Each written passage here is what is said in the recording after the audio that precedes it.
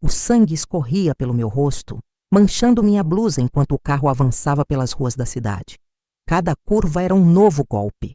Cada semáforo, uma chance dele virar o rosto para mim com aquele olhar que eu conhecia tão bem. O olhar que dizia que isso era minha culpa. Naquela noite, voltando da festa de noivado do cunhado dele, eu finalmente entendi algo que levaria anos para aceitar completamente. Eu precisava escapar ou não sobreviveria. No dia seguinte, meu rosto estava um mosaico de roxos e vermelhos. Como vou trabalhar assim na segunda-feira? E pensei enquanto inventava uma história sobre um acidente de carro. Estava com o irmão dele. Ele freou bruscamente e bateu o rosto no painel. Era uma mentira tão familiar que as palavras fluíam automaticamente. Eu me sentia um lixo. Um lixo que aceitava as migalhas de afeto que ele oferecia depois, como se fossem pérolas raras. Mas como cheguei ali? Como uma jovem cheia de sonhos se transformou nesta sombra amedrontada? Tudo começou quando eu tinha 17 anos. Cresci numa família evangélica tradicional nos anos 60, num contexto social muito diferente. Era filha temporã. Meus irmãos já tinham 21 e 17 anos quando nasci. Quando comecei a me entender por gente, estava praticamente sozinha em casa. Minha vida se resumia a igreja e escola. Igreja e escola. Um mundo pequeno, controlado, seguro. Foi numa tarde de domingo, após o culto, que o vi pela primeira vez. Ele estava na minha casa quando cheguei. A mãe dele tinha sido vizinha da minha muitos anos antes e veio rever os antigos conhecidos. Ele também frequentava a igreja. Tinha 27 anos, 10 a mais que eu. Era bonito, tinha jogado futebol, um homem experiente. Ele se interessou por mim, contei à minha amiga Clara anos depois, e começou a aparecer várias vezes em casa, até que pediu para namorar comigo. O namoro seguiu aquele ritual típico da igreja. Ele vinha para minha casa, íamos para o culto, depois comíamos uma pizza e namorávamos um pouquinho no portão. Nunca saíamos para passeios, viagens, cinema ou parque. Nada além daquele universo restrito entre minha casa e a igreja. 2 anos depois, nos casamos. Meus pais construíram uma pequena casa no terreno deles para nós morarmos. Quarto, sala, cozinha, tudo simples, mas arrumadinho. Eu havia terminado o curso de magistério, mas ainda não trabalhava. Roberto, como vou chamá-lo aqui, era extremamente protetor. Ele fazia tudo. A única coisa que eu fazia era cuidar da casa, lavar, roupa e preparar as refeições. Eu não tinha amigas, não saía de casa. Logo engravidei do meu primeiro filho. Para construir nossa casinha, meu pai vendeu um carro, uma Kombi que havia sido o sonho da vida dele. Ele era motorista de caminhão e nunca teve carro próprio. Quando finalmente conseguiu comprar um, vendeu para nos ajudar. Gastamos tudo o que tínhamos, explicou minha mãe. Então vocês vão nos pagar um aluguel simbólico para irmos recompondo nossas economias. Foi aí que tudo começou a desmoronar. Roberto não aceitava isso. No dia que completamos 1 mês de casamento, ele me entregou o dinheiro do aluguel com desprezo. Vai, paga sua mãe, ordenou com o rosto fechado. Foi humilhante. Chorei o dia inteiro enquanto ele resmungava, indignado porque uma mãe cobrava aluguel da própria filha. Roberto era motorista de táxi. O táxi era dele e do irmão. Na verdade, tudo na vida dele era compartilhado com a família dele, o irmão, a mãe. Eu não participava das decisões. Tudo era decidido entre ele, o irmão e a mãe. Quando meu filho nasceu, ele e minha mãe brigaram feio porque Roberto havia deixado de pagar o aluguel. Minha mãe aproveitou minha ausência e foi cobrá-lo. Tiveram uma discussão horrível, com gritos e ofensas na rua, enquanto eu estava no hospital, recuperando-me do parto. No dia da alta, liguei para a casa da minha mãe para avisá-la. Ela veio me buscar sozinha. Vamos embora, pegue suas coisas, vamos de táxi, disse ela, estranhamente apressada. Como assim? E o Roberto? Não sei, não sei, respondeu vagamente. Logo Roberto chegou e um clima tenso pairou no ar. Voltamos para casa. Quando cheguei, a casa estava fechada. Ele tinha comprado uma galinha para fazer uma canja tradicional e a galinha estava trancada no banheiro. A casa estava empoeirada. Minha mãe não tinha mais acesso à minha casa. Ele não a deixava entrar. E ali estava eu, recém-saída de uma cesariana, tendo que varrer a casa enquanto ele matava a galinha para fazer sopa. Foi surreal. Nos 2 meses seguintes, vivemos um clima insuportável. Minha mãe entrava na minha casa quando ele saía, e quando ele chegava, ela saía. Não se falavam. Roberto começou a procurar outro lugar para morarmos longe dali. Vamos, mudar, vou comprar uma casa, repetia, embora não tivesse dinheiro. A família dele emprestaria o valor. Nesse meio tempo, passei no concurso de professora da prefeitura e escolhi uma escola na Zona Leste porque já estava definido que nos mudaríamos para lá. Eu começaria a trabalhar em fevereiro. Mas em dezembro, tudo explodiu. Minha mãe estava em minha casa quando o Roberto chegou. Ela se recusou a sair. Estou na minha casa, não vou embora, afirmou. Roberto foi para a cozinha e começou a bater portas e panelas. Discutiram novamente e ele me disse: vamos embora daqui agora. Meu pai tinha um caminhão e havia se oferecido para transportar nossa mudança, mas estava viajando. A cena que se seguiu ficou gravada na minha memória. Minha mãe segurou um dos meus braços, Roberto o outro. Vamos embora agora, insistiu ele. Não vai embora com esse louco, ele vai judiar de você, implorou minha mãe. O que minha mãe não sabia era que eu já tinha um enorme hematoma no braço. Eu estava amamentando meu filho quando Roberto se irritou por algo que falei a uma senhora amiga da minha mãe. Ele me deu um soco no braço.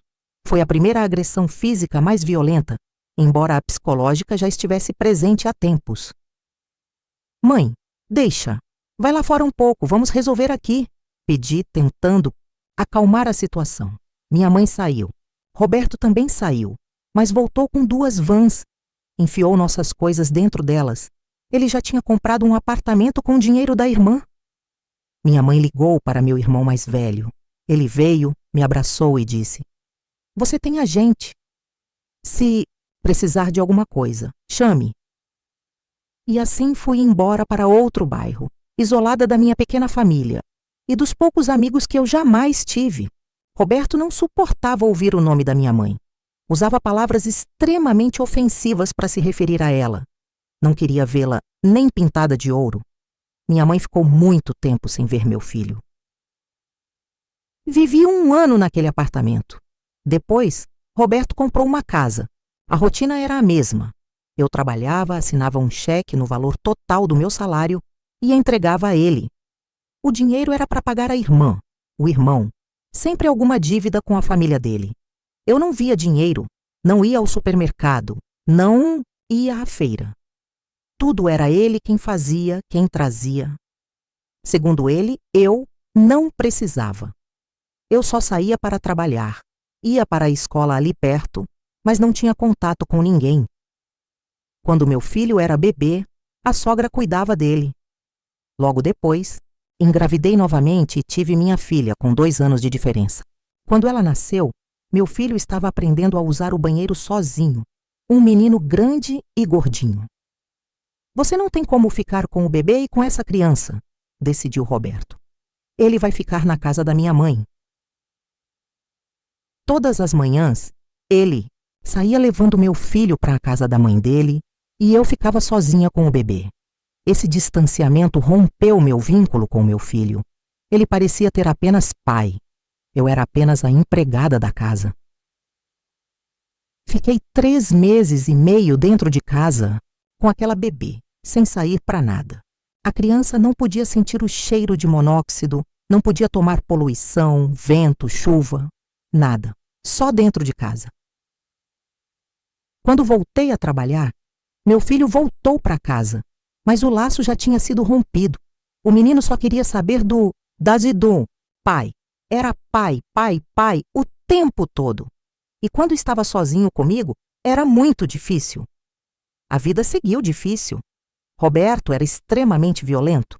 Começou a beber e, bêbado, me espancava por qualquer coisa que eu falasse ou deixasse de falar. Foram muitas e muitas vezes que sangrou meu nariz, que fiquei roxa. Quando minha filha tinha cerca de 8 meses, fomos ao noivado do irmão dele. As crianças ficaram em casa com a empregada da mãe dele. Na festa, vi uma cena que me incomodou. Roberto pareceu estar flertando com a irmã da noiva. Fui questioná-lo e ele reagiu com violência. Quando entrei no carro para voltar para casa, ele começou a me bater. Saí correndo e pedi ajuda ao irmão dele. Pelo amor de Deus, não deixa isso acontecer. Ele está me batendo, não quero ir embora com ele. O irmão falou com ele, me acalmou e entrei no carro novamente. Roberto me bateu todo o caminho de volta para casa. Virava a mão com toda a força, sempre mirando meu rosto. Meu nariz começou a sangrar, sujando minha roupa. A família dele viu tudo isso porque vinham nos carros atrás, mas ninguém fez nada. No dia seguinte, toda dolorida e machucada, inventei uma história sobre um acidente no carro do cunhado para poder ir trabalhar. A transformação começou quando minha filha tinha quase 2 anos. Era fim de ano, e meus pais vieram passar o Natal e Ano Novo conosco. No dia 1º de janeiro, o almoço seria na casa da mãe dele, como sempre. Roberto bebeu muito, emendando a bebedeira do dia 31 com o dia 1º. Estava transtornado. Naquele dia, olhei para mim mesma e pensei: eu não vou apanhar mais. Isso não vai se repetir. Hoje ele não vai me bater. Era fim de tarde. Eu já tinha dado banho nas crianças para dormirem. Resolvi sair um pouco, ir até a casa da sogra, o único lugar que eu frequentava. Meu filho não queria vir comigo. Queria ficar com o pai, que estava jogado num colchão dormindo. Puxei o menino. Vamos ali na vovó. Ele não queria ir. Nesse momento, Roberto acordou. Pegou um chinelo, como se faz com um cachorro ou uma criança.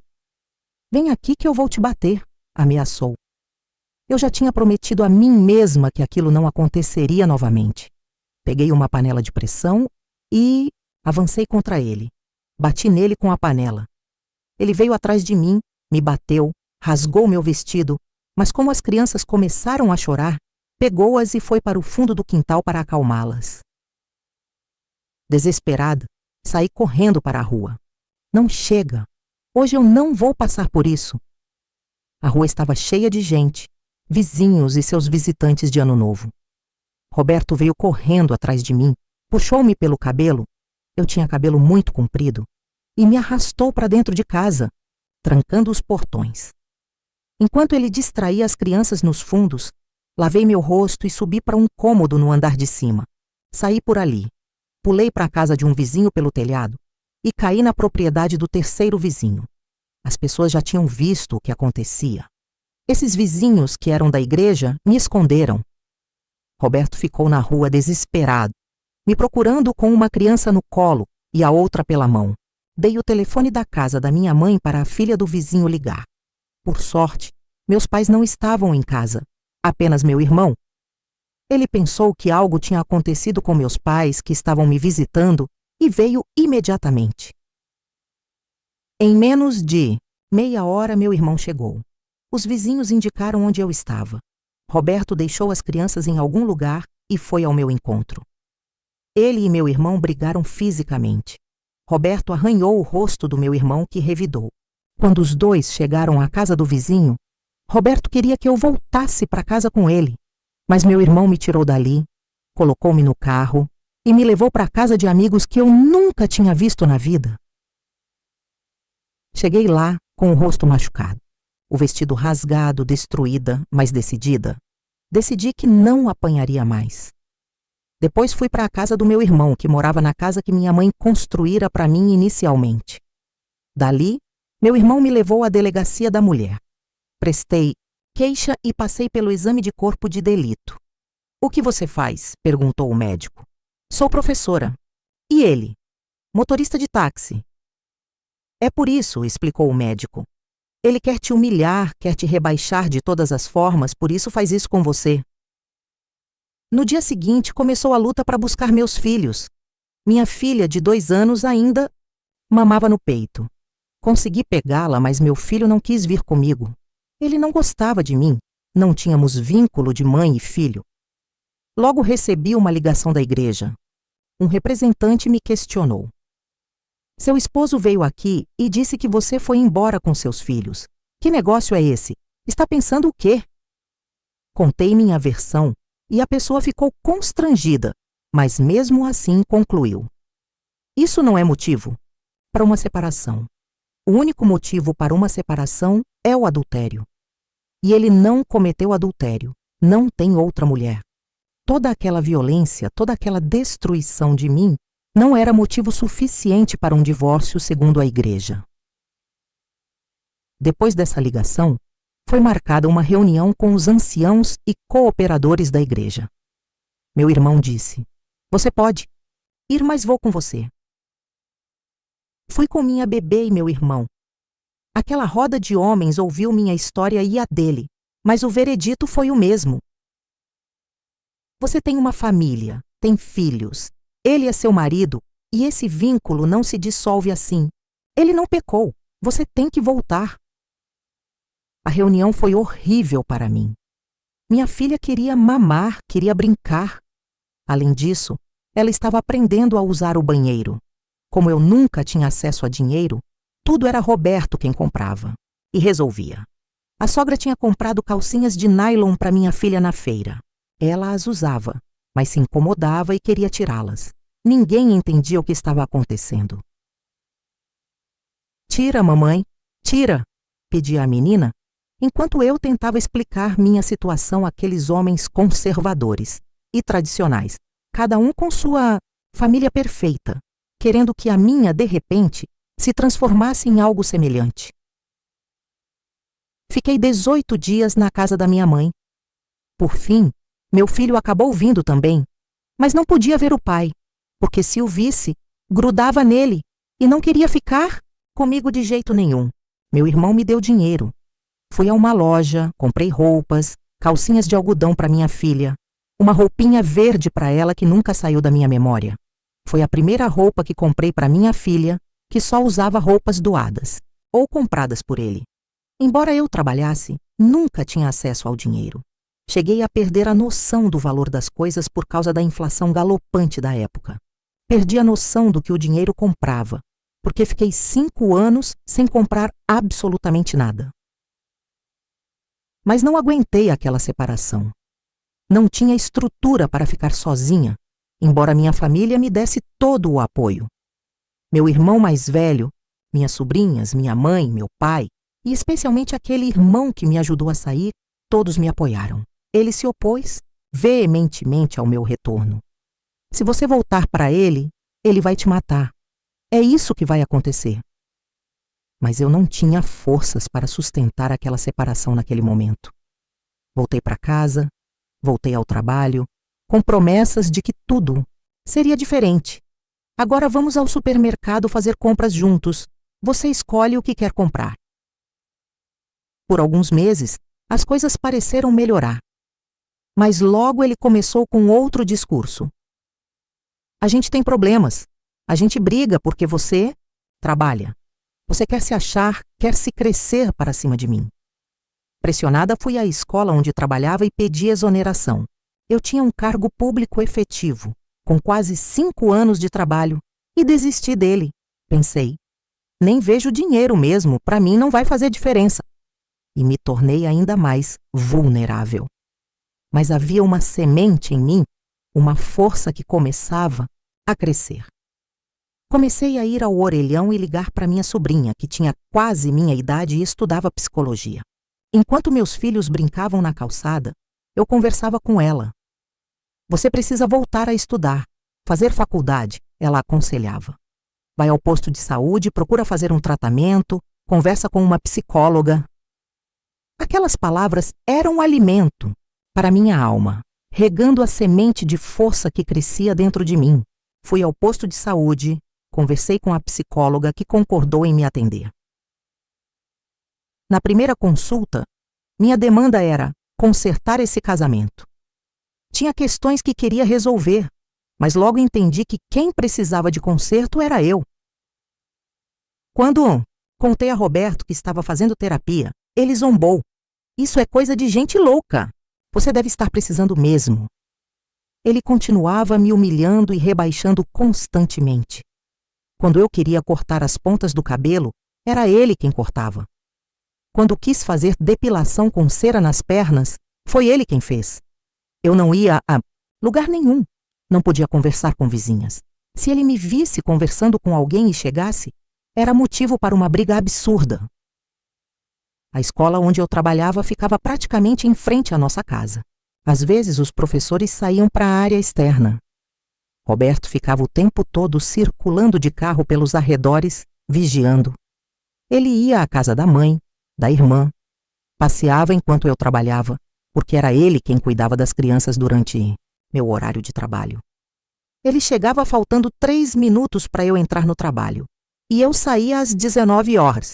Não podia chegar às 19h05 em casa. O máximo era 19h03. Se por acaso eu estivesse na área externa da escola, conversando com alguém, quando chegava em casa tinha que relatar tudo. O que você falou? O que ela falou? O que você respondeu? Eu não podia ter nenhuma rede de apoio, mas estava começando a me recuperar. Roberto abriu um comércio e fui trabalhar com ele. Era sócio da mãe, a documentação estava no nome dela. Foi ali que comecei a ver além do abuso, quem realmente era aquela pessoa. Trabalhei naquele comércio por 1 ano e meio. Ficava a manhã inteira lá, enquanto ele perambulava com as crianças no carro, indo ao mercado, fazendo compras. Quando ele voltava, eu ia para casa com as crianças, lavar, passar, cozinhar, limpar. Não tinha ajudante, não tinha faxineira, não tinha dinheiro, não tinha nada. Tivemos uma briga séria. Eram tantas que nem me lembro o motivo. Ele não me batia mais no rosto, mas continuava me desprezando e humilhando. Decidi. Não trabalho mais com você. Não vou mais para esse lugar, você se vira. Acabou. Fiquei em casa e comecei a costurar para as vizinhas. Fazer barras de calças, trocar zíperes. Comecei a ter acesso a um pouco de dinheiro, trocados de 5 ou 10 reais. Saía com meus filhos, ia a uma loja, às vezes comprava um brinquedo, pó para fazer sorvete, mas o sorvete tinha que ficar escondido, porque criança não pode tomar sorvete, fica doente. Tomávamos sorvete escondidos em casa. Lentamente, comecei a me recuperar como pessoa e a reconstruir minha relação de mãe com meu filho. Brincávamos, juntos jogávamos um jogo chamado Combate, montávamos quebra-cabeças. Fiz amizade com uma vizinha que tinha filhas. Às vezes saía com ela para passear. Meu filho ia junto, mesmo sendo o único menino no grupo. Aos poucos, estava me recuperando como pessoa e como mãe. Esse processo de recuperação estava em curso, e a força que habitava em mim, guardada em algum lugar, crescia. Fiz terapia, por pouco tempo no posto de saúde. Logo a terapeuta me colocou num grupo de mulheres, uma terapia coletiva. Mas os conselhos da minha sobrinha, o apoio da minha família, salvaram minha vida. Há um detalhe dessa história que nunca contei. No auge do desespero, antes daquela grande briga da primeira separação, fui à igreja e ouvi um pregador visitante dizer que havia alguém ali que fazia muita coisa errada e vinha na igreja dar uma de santinho. O pregador fez um gesto e, sendo Roberto músico da igreja, parecia estar se referindo a ele. O homem disse: "Tudo o que você faz debaixo do telhado vai ser exposto, e se você não endireitar seus caminhos, cemitério para você." Isso foi em outubro. Quando chegou dezembro, aconteceu toda aquela história da separação. Eu não precisei contar nada a ninguém na igreja. Roberto foi lá e expôs tudo o que fazia. Tudo. O que acontecia. Parte daquela profecia tinha se cumprido. Tudo o que acontecia em nossa casa havia sido revelado. Então fiquei esperando que a segunda parte também se cumprisse. que se ele não melhorasse, morreria. Deus o destruiria, o tiraria do mundo. Eu tinha essa esperança. Se ele não melhorasse, qualquer hora morreria, e sendo viúva eu poderia fazer o que quisesse, ser livre, viver. Esperei por mais 5 anos. Roberto começou a beber muito, cada vez mais. Eu já não trabalhava no comércio com ele. Ele saía do trabalho e não vinha para casa. Pensei, deve estar saindo com alguém, deve estar tendo um caso. Se ele tiver outra pessoa, posso ser livre porque estará adulterando. Cheguei a deixar meus filhos dormindo sozinhos e andar pelas ruas, buscando-o. Fui até a casa da mãe dele porque ele sempre dizia estar lá. E realmente estava. Saía do trabalho e ia para a casa da mãe. O vínculo familiar que ele entendia era com a mãe e os irmãos, nunca comigo e nossos filhos. Tinha um apego doentio à mãe. Não almoçávamos juntos. Não tomávamos café da manhã juntos, nada disso. O lazer dele, as conversas, a convivência, tudo acontecia na casa da mãe. Se ia trocar de carro, primeiro combinava com o irmão e a mãe como faria, depois me comunicava a decisão. Vou trocar de carro, vai ser assim, fulano vai emprestar tanto. E no final das contas, quem pagava era eu enquanto trabalhava, entregando meu salário inteiro todo mês. Mas agora eu não trabalhava mais com ele no comércio. Estava em processo de recuperação, costurando para vizinhas, reconstruindo a relação com meu filho e esperando que ele morresse. Só que não morria. A situação foi piorando porque Roberto descobriu outra maneira de me destruir, me desprezando. Nosso relacionamento se resumia a ele chegar em casa, fritar um bife sem tampa na frigideira, porque senão junta água e fica duro, fazer sujeira, comer, sair, voltar, sem falar oi, bom dia ou tchau. Entrava e saía de casa, e eu era como uma planta, um vaso decorativo, um vaso que limpava, lavava, cuidava dos filhos. Isso foi me minando. A violência física dói, mas a psicológica destrói, afeta de um jeito diferente. O desprezo é inadmissível. Ninguém merece ser desprezado. Ficamos nesse processo por quase 2 anos. Eu não tinha como me livrar dele. Não tinha dinheiro, não tinha emprego. Pegar 2 crianças e ir para a casa da minha mãe no interior não me parecia uma opção. Eu queria uma casa para mim e para meus filhos. Comecei a lutar, procurar emprego. Minha mãe pediu a um primo, que pediu a um político, e acabaram me arrumando um emprego como professora numa instituição. Voltei a trabalhar em agosto e em outubro pedi minha separação, com pecado ou sem pecado. Havia tantos problemas que os irmãos da igreja acabaram consentindo. Cada vez que algo grave acontecia, eu ia falar com eles. E agora? Continuo. Vivendo assim nesse inferno? Finalmente um irmão disse: pode se separar. Só não pode se casar de novo. Pedi a separação. Arrumei uma amiga advogada. Roberto contratou outro advogado porque para uma separação consensual são necessários 2 advogados. Fomos ao fórum, assinamos os papéis.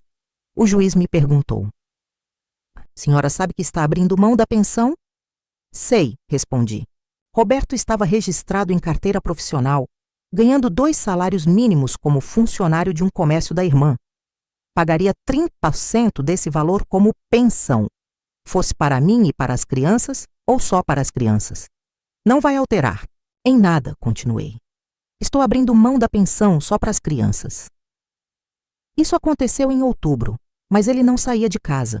Continuou morando lá, entrando e saindo de manhã e à noite, sem ir embora definitivamente. Antes de pedir a separação, decidi investigar. A casa dele nunca foi minha casa. Suas coisas, seus documentos ficavam no carro, não em casa. Esperei que dormisse, peguei a chave do carro e revirei sua carteira. Descobri que Roberto tinha vendido o comércio em que trabalhei, recebendo um carro como parte do pagamento, além de dinheiro que não sei onde foi parar. Nos documentos do veículo novo, um Monza com cerca de 4 anos de uso, constatei que estava no nome da sobrinha dele. O outro carro, um táxi, estava no nome do irmão. Encontrei extratos bancários. Roberto tinha uma conta poupança, tinha dinheiro guardado. Fui ao banco com o número da conta e descobri o saldo. Mas na separação, ele não tinha nada. Os 2 carros na garagem não eram dele. O dinheiro não existia. A única coisa para dividir foi a casa popular, caindo aos pedaços, porque eu nem conseguia reformá-la. Mal tinha começado a trabalhar novamente. Apesar do acordo judicial, Roberto não saía de casa. Eu perguntava quando iria embora, e ele dizia: "Vou na semana que vem, vou na semana que vem." Cada dia levava uma coisa, uma roupa, uma cadeira, mas nunca ia embora definitivamente. Isso continuou até dezembro. Um dia, minha mãe percebeu. "Cadê sua aliança?" "Está guardada." "Me dá aqui, vou levar embora isso daqui." Dias depois, Roberto procurou. "Cadê nossas alianças?" "Já era, sumiu, não tem mais aliança nenhuma." Ele continuava levando coisas de casa. Eu adorava fotografia e tirava fotos dos meus filhos com uma câmera emprestada da irmã dele. Em determinado momento, ele comprou uma câmera vermelha que virou minha paixão. Arrumava as crianças para ir à igreja e tirava fotos com aquela roupinha linda. Sempre tinha um filme na câmera. Nessa fase, a câmera também sumiu. Ele levava coisas embora, mas não saía definitivamente. Em 4 de janeiro, Roberto já tinha levado muita coisa. Naquela época, uma linha telefônica era muito valiosa, especialmente na região onde morávamos. As pessoas alugavam linhas por valores altos. Era um dos serviços mais caros da cidade. Ele chegou, foi até a tomada, tirou o plugue, pegou o aparelho, colocou debaixo do braço. "Estou indo embora." "O quê? Vai levar o telefone? O telefone vai ficar na casa." Foi uma briga absurda. Meu filho, percebendo a situação, foi até o carro do pai, pegou o talão de cheques dele. "Pode levar o telefone, mas então me paga a minha parte", exigi. "Não está no acordo que você vai levar o telefone embora." Roberto já havia pedido a transferência da linha para a casa da mãe, mas queria levar o aparelho também. Fiquei transtornada. O telefone era minha forma de comunicação com o mundo, como falava com minha mãe, com minha sobrinha. Não queria ficar ainda mais isolada. Fui à delegacia, mas o delegado riu da minha cara. "Ah, seu marido que pegou? Para começar, o bairro que atende sua região não é essa delegacia, é outra." Fui ironizada, menosprezada por querer prestar uma queixa de roubo contra meu marido, que nem era mais meu marido, já que a separação consensual tinha acontecido. Liguei para minha advogada. Roberto debochava de mim. "Ah, você quer que eu vá embora? Fala com sua advogada, porque depois que você vai diante de um juiz e assina uma separação consensual, não existe medida para tirar a pessoa de casa. Essa medida existiria se eu não tivesse me separado oficialmente. Poderia pedir que ele fosse retirado por colocar minha integridade física em risco.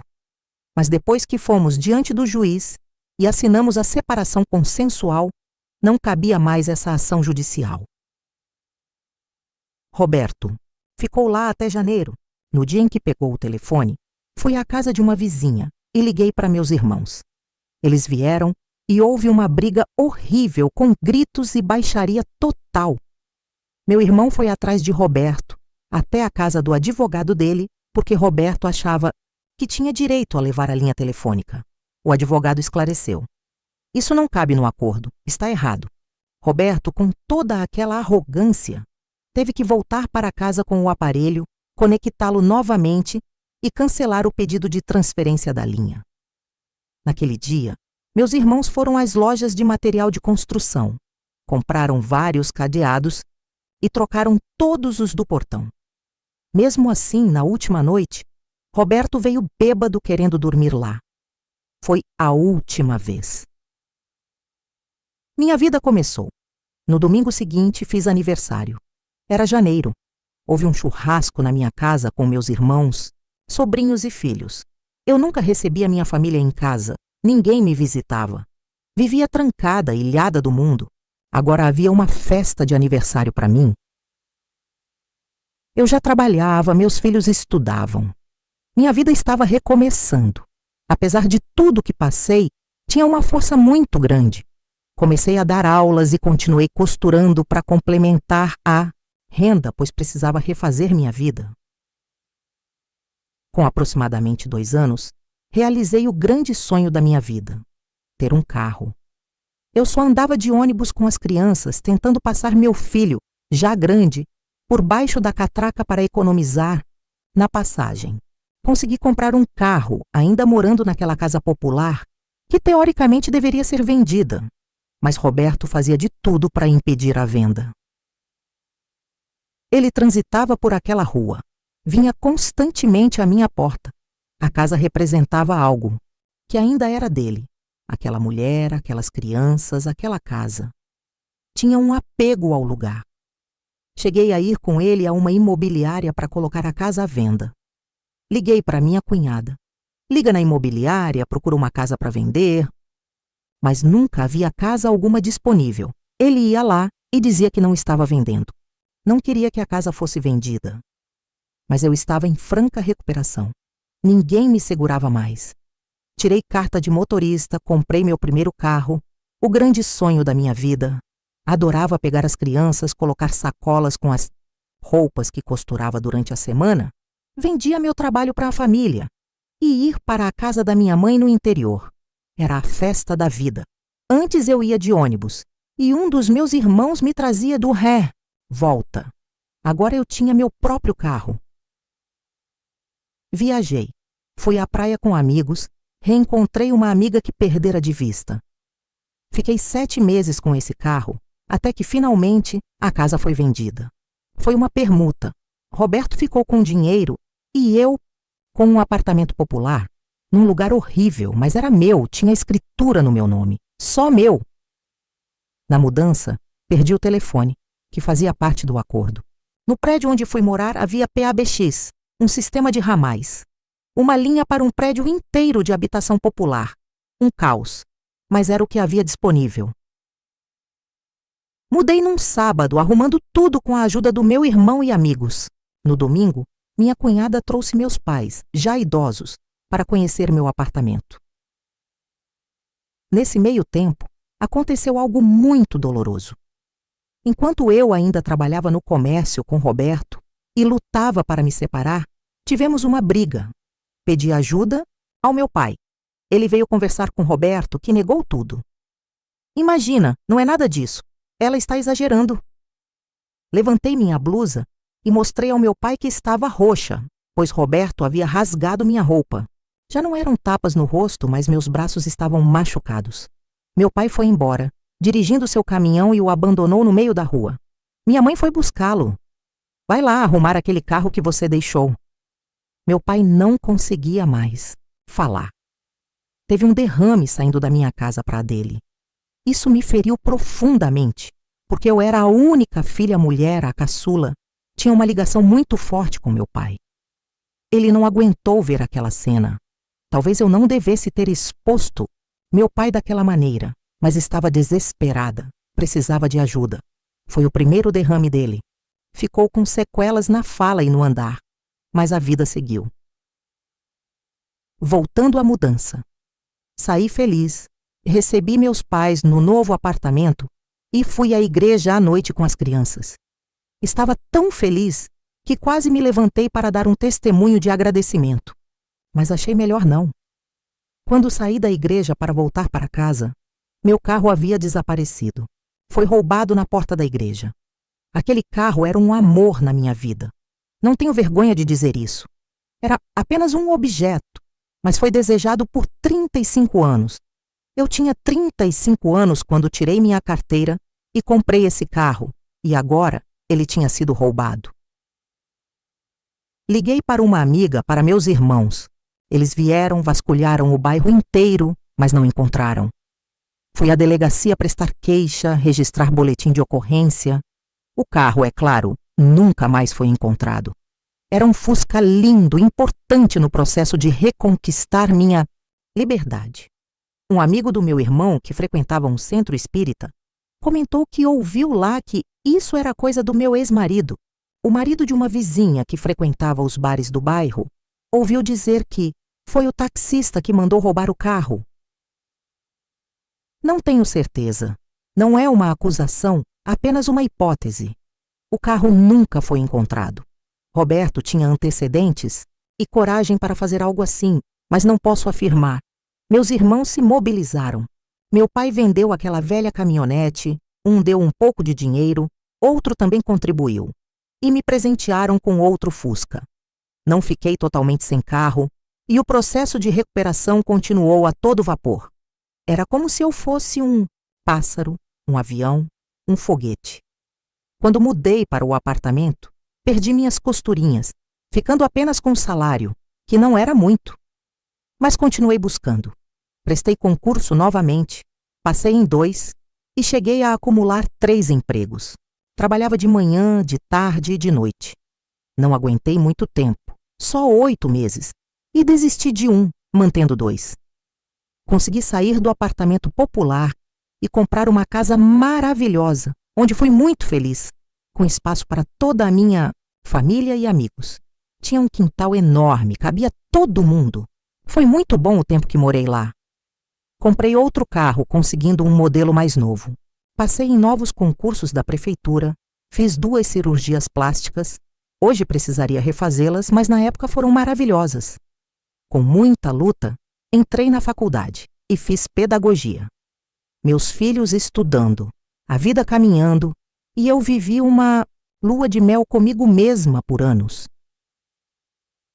Por cerca de 5 anos, nem pensava em me relacionar com ninguém. Tinha tanta coisa para aprender, para viver. Viajei de avião pela primeira vez com meus filhos. Ia à praia, à casa da mãe de uma amiga. Fiz a faculdade, que o conhecimento, o aprender, sempre me fizeram muito bem. Fui efetivada novamente na rede pública, comecei a ganhar um pouco melhor, terminei de pagar a casa, estava reconstruída, feliz da vida. Minha relação com meu filho foi recuperada ainda na infância, quando comecei a me recuperar como mulher e como mãe. Ficávamos juntos, jogávamos. Quando Roberto foi embora, abolimos o jantar formal. Passamos a comer lanches à noite. Fazíamos muito pão de queijo, tomávamos café, podíamos comer sorvete à vontade. A casa tinha as coisas que gostávamos de comer. Uma complicação surgiu. Meu filho, influenciado pelo ambiente machista, foi assumindo o papel de homem da casa. Meus irmãos diziam a ele: agora você é o homem da casa, toma conta da sua mãe e da sua irmã, não deixa nenhum gavião se aproximar. Isso dificultou a reconstrução da minha vida pessoal, mas até ele ser adolescente, até eu querer me relacionar novamente, foi maravilhoso. O que eu ganhava era transparente para as crianças. Olha, temos tanto de dinheiro, vamos pagar o carro, estamos terminando de pagar a casa e sobra tanto para fazermos o que quisermos. Era uma vida apertada. Minha filha chegou a trabalhar como babá da vizinha, para ter seu próprio dinheiro e comprar roupas, pois era muito estilosa. O dinheiro era pouco, mas as cartas estavam na mesa. Eu convidava muitas pessoas para minha casa, para tomar café, pessoas com quem hoje não tenho mais contato. Queria mostrar que tinha uma casa, que nela entrava quem eu quisesse, que as portas estavam abertas e que eu mandava ali. Essa força da recuperação estava nesse poder. Pode haver presunção nisso, até arrogância, mas era meu. E isso me ajudou a salvar minha vida e a não cometer nenhum crime. Porque sim, passou pela minha cabeça, no auge do desespero, quando eu era espancada, que eu precisava dar um fim. Pensei em vários fins. Senti essa vontade. Já que Deus não fazia nada, alguém tinha que fazer. Essa força, talvez espiritual, me permitiu recuperar minha vida, ser dona de mim, dona da minha casa. Mas com o tempo começou a bater uma carência afetiva. Tive uma paixão que não deu certo. Depois, fiz uma grande reforma na casa, precisando trocar um encanamento. A casa ficava num terreno baixo, A dos fundos estava num terreno mais alto. O encanamento das casas de cima passava pelo meu terreno. Como ia construir uma garagem, fui falar com os vizinhos. Vou fazer esta obra, vocês usam este espaço e quero trocar o encanamento. Vamos dividir o custo do material? A mão de obra estou pagando na minha reforma, mas quero colocar material de boa qualidade. Passei muito nervoso. Os vizinhos que eu não conhecia chegaram a insinuar que eu queria fazer minha reforma às custas deles. Um deles reclamou. Fui à sua casa de noite e a senhora não estava. Eu trabalhava à noite, dava aulas em sala de leitura 2 dias por semana. Uma das vizinhas veio me dar o dinheiro e disse: vou te dar metade. Sou separada. A outra metade peça para meu ex-marido. Ele vai te dar o dinheiro, é da sua igreja. Você podia até namorar com ele. Olhei para ela e pensei. Ela não quis. Por que eu iria querer? Mas não expressei esse pensamento. O homem veio trazer o dinheiro, viu onde eu morava, quem eu era. Logo depois me ligou. Vamos à igreja em tal lugar? Vamos comer um lanche comigo? Pediu-me em namoro. E logo me vi apaixonada. 2 anos depois, casei-me com ele. Casei porque ainda era muito ligada à igreja. Foi um casamento legal, oficial, com separação total de bens, porque ele estava adquirindo um imóvel e não queria que eu tivesse parte nos bens dele. Ficamos casados por 7 anos. Havia muitas brigas porque ele tinha filhos, eu também. E para meu filho foi um inferno. Trouxe esse homem para morar em minha casa e meu filho, com 18 anos, foi destituído do poder de ser o homem da casa. Foi muito doloroso para ele. Eu percebia, e meu filho também, que este homem falava de mim como se eu fosse uma grande conquista, um troféu. Dizia no trabalho que eu era a bênção dele, porque emprestava meu carro no dia do rodízio para ele trabalhar. Trouxe-o para morar em minha casa, e ele queria dividir as despesas, não se responsabilizava por nada. Pago as contas básicas, não vamos dividir despesas, dizia. Mas quando eram contas relacionadas aos filhos dele, que moravam com a ex-mulher, estava tudo certo ele pagar tudo e bancar. Comigo, tudo era dividido. Fui percebendo que ele só ia aonde gostava, onde havia bebida. Quero ir a tal lugar. Tem caipirinha lá? Tem bebida? Não, então não vou. Um dia tive um estalo. Dessa vez foi mais rápido. Ah, tenho que ir sozinha? Então vou. Comecei a sair sozinha, comer o que queria. Ele era alcoólatra, bebia todo dia e em grande quantidade, além de ser extremamente egoísta. O ponto final veio quando fizemos uma viagem. Paguei tudo no meu cartão e ele esqueceu de me reembolsar. 2 meses depois, fomos a outro lugar. Na hora de fazer as contas, falei: coloca aí a outra pousada que você não me pagou. Vai cobrar de mim? Então coloca a gasolina que gastei e a lavagem do meu carro, que tive que mandar lavar por causa daquela estrada poeirenta. Tem mais alguma coisa? Põe tudo aí, porque é a última conta, a última divisão. Não quero mais esse casamento. Pode procurar um lugar para você.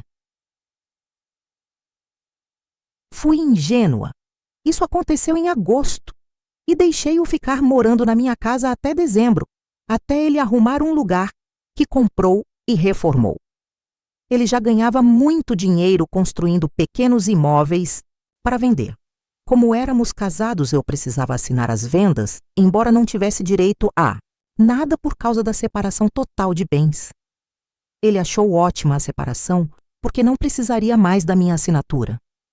Ainda assim, queria manter o relacionamento porque eu era uma bênção para ele. Utilizava minha imagem porque, segundo ele, onde eu chegava, passava credibilidade. Usava tudo isso, mas na hora de pagar as contas, eu tinha que dividir luz, água, condomínio. Ganho para pagar minhas contas. Não preciso de ninguém para dividir, pensei. Terminamos o casamento, nos divorciamos, ele se mudou. O divórcio demorou um pouco. Eu estava fazendo mais uma reforma na casa, sempre reformando. E tivemos uma discussão porque ele não foi beneficiado em algo. Mandou um SMS com horário e dia exatos para eu comparecer ao cartório e assinar o divórcio. Fiquei abalada. Embora eu quisesse me separar, palmas para mim por isso, existia uma dor nesse processo. Quem é aquele sujeitinho que se dá ao direito de me perder, de deixar que eu vá embora, com tanta coisa que agrego e ofereço? Mas foi um processo que também passou rápido. Fui para a terapia novamente. Esqueci esse detalhe. Quando percebi que o relacionamento estava degringolando, busquei terapia, desta vez por bastante tempo, pois podia pagar. Me recuperei. Estou aqui, com muita alegria de viver. Acabo de completar 60 anos e comemoro minha vida todos os dias. Fiz a viagem dos meus sonhos, faço tudo o que tenho vontade, compro pequenas viagens, passeio, frequento lugares culturais, tenho amigos para discutir assuntos que gosto, sou uma fotógrafa amadora, faço um trabalho muito bonito que me enche de alegria e me valoriza. Me sinto gente, me sinto uma mulher completa. Não preciso de nenhum pedaço que me complete. Estou inteira neste momento, tratada terapeuticamente, reconstruída. Desejo que esta história sirva para alguém que ainda vive sob dificuldade. Existe vida depois do divórcio. Para mim, existe um longo período de lua de mel quando saí daquele primeiro relacionamento, e agora estou vivendo minha segunda lua de mel. Existe uma vida muito boa após um relacionamento abusivo. Que conselho daria para quem quer se divorciar? Procure terapia. Não existe outro caminho. A separação é um processo muito difícil, seja qual for o tipo de relacionamento, mas existe uma vida muito bonita além dessa janela. Precisamos de ajuda para abrir essa porta. Minha primeira psicóloga do posto de saúde dizia que me via como uma criança que abria a porta, olhava pela fresta e fechava novamente. Era exatamente isso, porque temos medo do desconhecido. Mas existe um mundo muito bonito quando nos livramos da dor. Nos meses que se seguiram ao meu segundo divórcio, porém, percebi algo que nunca havia notado antes. Meu filho, agora um homem de quase 30 anos, continuava morando comigo. Um dia, quando comentei sobre um colega de trabalho que tinha me convidado para um café, ele reagiu de forma surpreendentemente agressiva. Você não aprende mesmo, né? Depois de tudo que passou com meu pai, depois daquele outro cara, ainda fica dando trela para homem? Suas palavras me atingiram como um soco. Seu tom de voz, a forma como cerrou os punhos, a maneira como invadiu meu espaço, tudo me lembrou Roberto. Foi como ver um fantasma diante de mim, encarnado no meu próprio filho. Percebi então que ao longo daqueles anos todos, enquanto lutava para me libertar de relacionamentos abusivos, tinha inadvertidamente criado outro controlador dentro da minha própria casa. Aqueles anos em que meus irmãos o incentivaram a ser o homem da casa, somados ao trauma de ter crescido vendo a mãe ser espancada, haviam produzido nele padrões de comportamento assustadoramente similares aos do pai. Durante semanas revivi, mentalmente, cada episódio em que cedia às suas opiniões sobre quem eu deveria ver, que roupas deveria usar, que horas voltar para casa. Como uma revelação tardia e dolorosa, entendi que minha batalha não estava completa. Filho, disse a ele numa noite quieta depois de muito pensar, precisamos conversar sobre algo importante. Sentei-me com ele e pela primeira vez falei, abertamente, sobre os padrões que observava. Sobre como o medo pode se disfarçar de proteção, como o controle pode se mascarar de amor. Falei sobre a liberdade que eu merecia e que ele também precisava conquistar.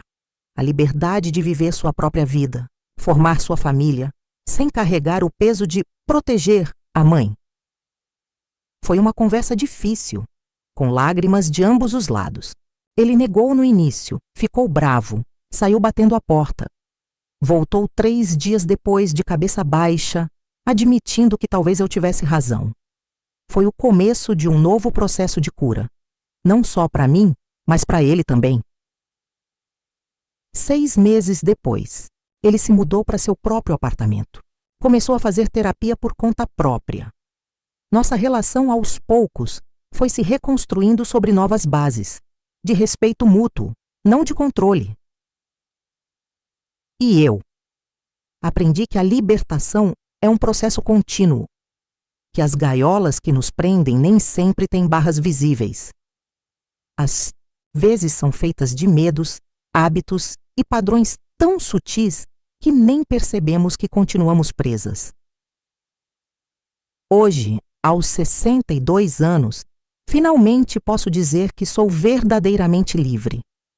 Não apenas dos homens que me maltrataram, mas também dos padrões invisíveis que me faziam aceitar o controle como uma forma de amor. E essa talvez seja a maior lição que aprendi. A verdadeira liberdade começa quando reconhecemos as gaiolas invisíveis que nós mesmos ajudamos a construir.